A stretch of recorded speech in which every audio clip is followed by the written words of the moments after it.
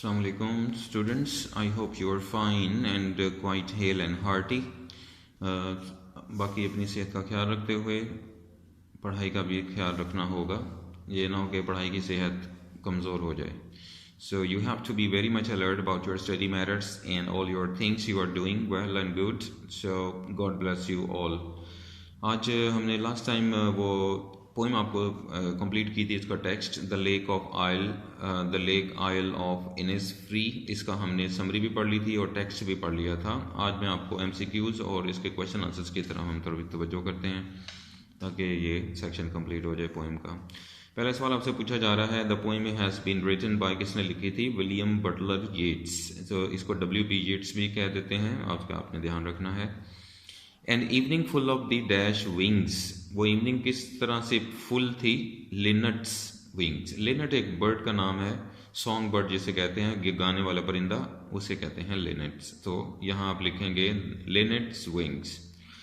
आगे है, I here in the dash hearts core. अच्छा जी, हार्ट्स कोर तो यानी जो दिल की गहराई थी वो कहाँ तक थी? वो कहता है डीप हार्ट्स कोर, दिल की बहुत ज़्यादा गहराई के में, वो जो भी आगे उसने डिस्क्राइब किया था idea. Complete this phrase with appropriate preposition. Appropriate कहते हैं मुनासिब को. तो कंप्लीट द फ्रेज, यहाँ आपने कंप्लीट फ्रेज करना है बुक के हवाले से. बाय हुक और डैश क्रूक. तो ये आप लिखोगे बाय हुक और बाय क्रूक, यानी जायज़ और नाजायज़ तरीके से. ये एक मुहावरा बोला जाता है इंग्लिश में, बाय हुक और बाय क्रूक, यानी जायज़ और नाजायज़ तरीके से इसका मतलब है. तो आपने याद रखना है, बाय आएगा.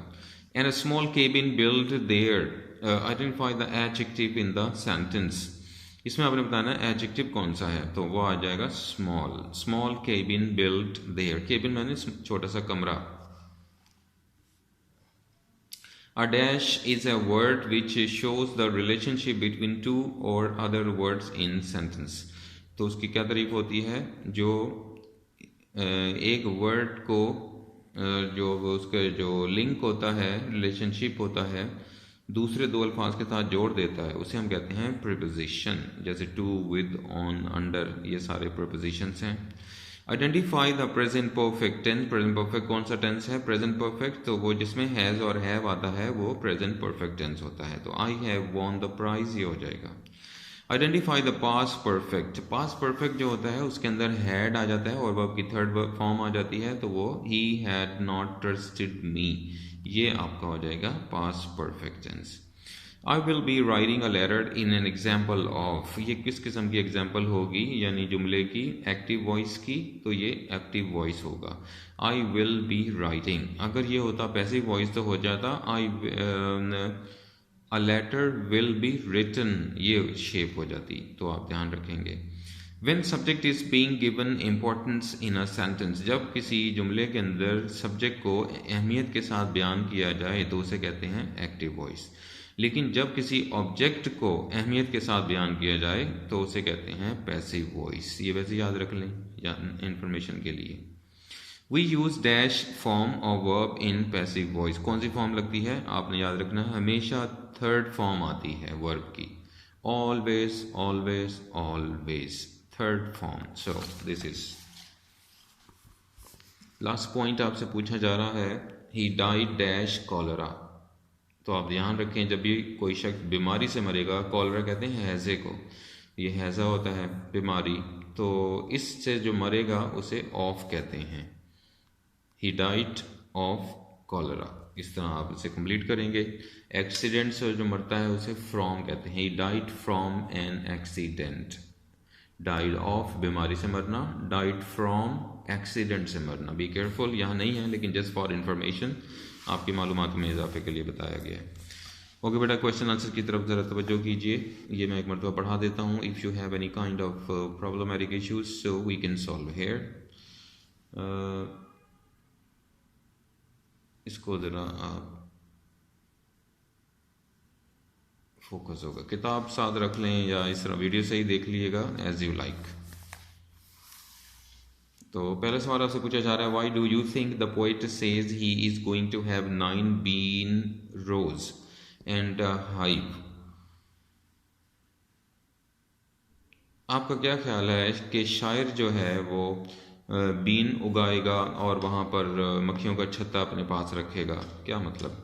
The poet wants to have his own supply of food, वो चाहता है कि उसके अपना खाना पीना उसका अपना वो अरेंज करे, और bean rows shall be grown for food, और बीन्स को वो खुराक के तौर पर इस्तेमाल करेगा, and hive shall be kept for honey, और शहद की मक्खियों को वो शहद हासिल करने के लिए वहाँ रखना चाहता है। What does the poet find so attractive about the lake Isle of Innisfree? उसके अंदर उसको सबसे ज़्यादा अहम खूबसूरत चीज़ क्या लगती है? The solitude, quietness and beauty of the lake Isle of Innisfree attract the poet. उसको वहाँ तन्हाई, solitude, quietness, खामोशी, beauty, खूबसूरती, वो ये सारी चीज़ें उसको वहाँ अच्छी लगती हैं। What words does the poet use to describe how calmness and tranquility will come to Innisfree? Poet जो है वो ये यानी वहाँ पुरसुकून और खामोशी को, ट्रैंक्विलिटी पुरसुकून, कामनेस खामोशी, उस पुरसुकून और आरामदेह माहौल को वो किन अल्फाज में बयान कर रहा है? The poet describes them as coming slowly, वो उन्हें बयान करता है कि कमिंग स्लोली, कि आहिस्ता आहिस्ता वहाँ सुकून की माहौल पैदा होना शुरू हो जाता है। How does the poet describe midnight, noon और इवनिंग, यानी रात का वक्त, दोपहर का वक्त और शाम के वक्त को वो किस तरह बयान करता है? The poet says that midnight is all a glimmer, कि रात का वक्त ग्लीमर होता है, चमक होती है, with the light of the star, सितारों की रोशनी के साथ। द नून जो है is a purple, Noon purple colour का होता है, दोपहर का वक्त उसमें रोशनी चमकती है सूरज की। And then evening is full of the wings of the linnet, और जो शाम है वो लिनेट जो सॉन्ग बर्ड है उसके खिले हुए यानी खुले हुए परों की खूबसूरती की तरह शाम होती है। ये उसकी अपनी सोच है। What does the expression pavement grey suggest, जब आप ये पेमेंट ग्रे पढ़ते हैं तो आपके ध्यान में किस तरह शायरी से बयान कर रहा है? पेमेंट ग्रे सजेस्ट अ पेव्ड रोड इन अ सिटी और टाउन, ये असल में इशारा करती है कि वो शहर की बात कर रहा है या किसी टाउन की बात कर रहा है जहाँ पर सड़कें पक्की होती हैं। पेवमेंट ग्रे, पक्की सड़क।